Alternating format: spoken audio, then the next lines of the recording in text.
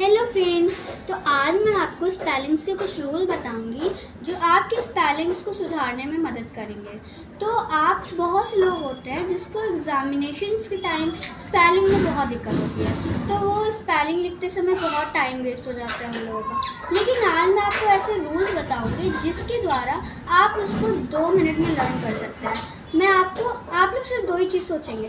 पहला कि मैंने इन रूल्स को पहले क्यों नहीं पढ़ लिया, मुझे इन रूल्स को पहले ही पढ़ लेना चाहिए था तो मुझे इतनी दिक्कत ना होती।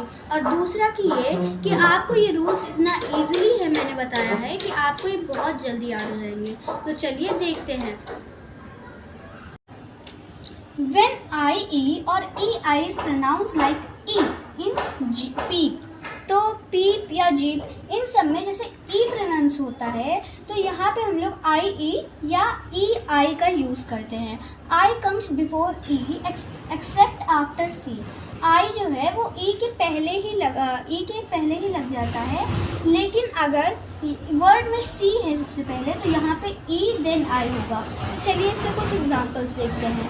जैसे बिलीव, तो उसमें आई ई है, अगर यहाँ पे सी होता तो यहाँ पे आई ई ना होता, यहाँ पे ई आई होता। हाँ, तो ऐसे ही यहाँ पे रिसीव है, रिसीव में हम लोगों का सी है तो हम लोगों का ई आई लगा है, रिसिप्ट में सी है तो ई आई लगा है। अगर सी हम लोगों को हाइड कर देंगे तो यहाँ पे ई आई नहीं लगेगा, यहाँ पे आई ई लगेगा। लेकिन अगर हम लोग सी हटा देंगे तो इसका कोई मतलब नहीं रह जाएगा, इस वर्ड का कोई मीनिंग नहीं निकलेगी। तो इसलिए हम लोग आई थिंक अब आपको ये सब क्लियर हो चुका होगा। लेकिन इसमें इंग्लिश से ज़्यादा इसमें कुछ एक्सेप्शंस रूल भी हैं।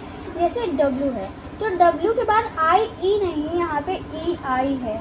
वैसे यहाँ पे भी आई ई नहीं ई आई है, वैसे सेम टू सेम यहाँ पे सब में ई आई है।